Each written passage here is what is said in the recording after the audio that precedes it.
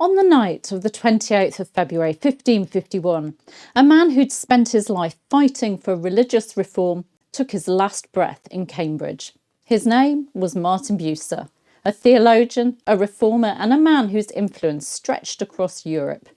But even in death, his struggles weren't over. 6 years after his burial, his body was dug up, put on trial for heresy, and publicly burnt in Cambridge, along with his works. So who was Martin Bucer? Why was he considered such a threat that even his bones had to be destroyed? And why is he remembered today as a key figure in the Protestant Reformation? Let's dive into the extraordinary life of a man who dedicated himself to bridging divides, shaping Protestant thought, and ultimately paying the price for his beliefs. Martin Bucer was born on the 11th of November 1491 in Sélestat, Alsace. His father, Klaus Bucer, was a cooper, a barrel maker, and little Martin's early years were spent in the bustling town, a hub of learning and trade. From a young age, Bucer was drawn to the church. He entered the Dominican priory at Sélestat in 1507, taking his vows a year later. His studies for the priesthood involved him moving to Heidelberg and then Mainz. It's thought he was ordained in around 1516.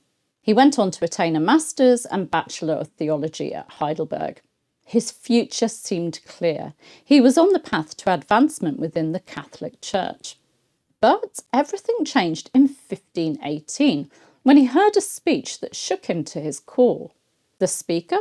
Martin Luther. The ideas? Radical.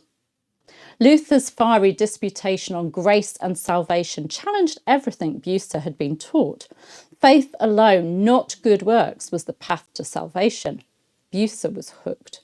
Within a few years, he'd completely rejected Catholic monastic life, breaking from his Dominican vows and embracing Lutheran teachings, becoming a secular priest. He served as chaplain to the Count Palatine of the Rhine before becoming pastor of Landstuhl, where he married Elizabeth Silbereisen, a former nun. This was more than just a love story. It was a powerful symbol of defiance against Catholic rules on clerical celibacy. But Bucer wasn't content to just practice his faith. He wanted to spread it. In 1523, he was forced to flee to Strasburg, where his father was a citizen, giving him some protection. Here he truly came into his own as a leader of reform. He became a pastor there in 1524. He wrote his first major theological work, calling for Christians to live for others rather than themselves. He clashed with both Catholic bishops and radical Anabaptists, fighting for a balanced, moderate form of Protestantism. Strasburg became a centre of religious reform, and Bucer led the charge. Although Martin Bucer had initially been influenced by Luther, one issue divided them: the Eucharist. Lutherans believed that Christ was truly present in the bread and wine. Zwinglians saw the Eucharist as a symbolic act. Christ's presence was spiritual, not physical. Bucer tried to bridge the gap between these two Protestant factions. He saw the disagreement as more about words than belief and worked tirelessly to reconcile the different reformers. But not everyone was convinced. In 1529, at the Marburg Colloquy, he and Zwingli tried to reach common ground with Luther, but Luther refused to compromise. Despite his best efforts, Protestantism remained divided on the Eucharist. Still, Bucer pushed forward, continuing to work on religious reform across cities like Ulm, Augsburg, Hesse and Cologne throughout the 1530s and 1540s. His dream? A national church council that would unite Catholics and Protestants and avoid full schism. But once again, the Eucharist proved too divisive. Bucer's pragmatic approach, using ambiguous language to appeal to both sides, led to criticism from both Catholics and Protestants. He was too moderate for the radicals and too radical for the moderates.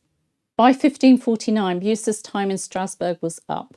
The Holy Roman Emperor Charles V imposed the Augsburg Interim, forcing Protestant cities to restore Catholic practices. Bucer refused to comply and was exiled along with his friend, fellow reformer Paul Fagius. But they had a powerful friend, Archbishop Thomas Cranmer of England. Cranmer invited them to England, where the Protestant young King Edward VI was pushing forward Reformation policies. Bucer and Faggus arrived in May 1549 and met Edward soon after. Bucer's influence in England was immense. He advised Cranmer on the revision of the Book of Common Prayer, though in the end neither Protestants nor Conservatives were happy with the final result. He was appointed Regius Professor of Divinity at Cambridge. His works on church governance, sacraments and reform shaped the future of English Protestantism. But Bucer's health was failing. His friend Faggus died in November 1549, and Bucer himself likely had tuberculosis.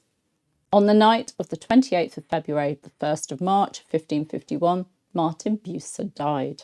His funeral was a grand occasion, attended by 3,000 people. His books went to Cranmer and Catherine Brandon, Duchess of Suffolk, while his manuscripts went to the King for the Royal Library. But Bucer's story didn't end there. In 1553, Edward VI died, and Queen Mary I, a staunch Catholic, took the throne. The Reformation ground to a halt as she restored Catholicism. By 1557, Bucer had been dead for 6 years, but he was still considered a threat to the Catholic Church and the people of England.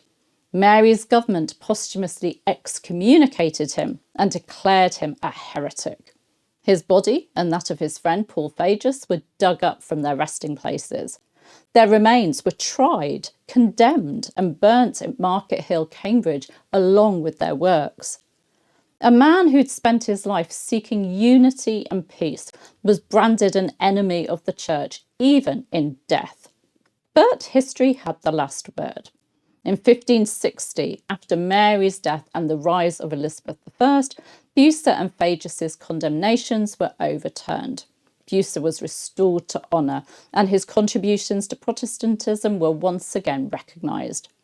Martin Bucer was a theologian caught between worlds, a moderate trying to unify extreme factions, a peacemaker in an age of religious war, a man whose compromises angered both sides, yet whose ideas helped shape Protestantism across Europe and England. His influence lived on through his writings, his reforms, and his impact on the English church. From Strasburg to Cambridge, from preaching to persecution, his life was one of conviction, courage, and controversy. Even in death, his beliefs were too radical for some and too moderate for others. And that's why he remains one of the most fascinating figures of the Reformation. What do you think? Was Martin Bucer a hero of religious reform? Or was he too willing to compromise? Let me know in the comments. And please do remember to like, subscribe, and hit that notification bell for more deep dives into Tudor history.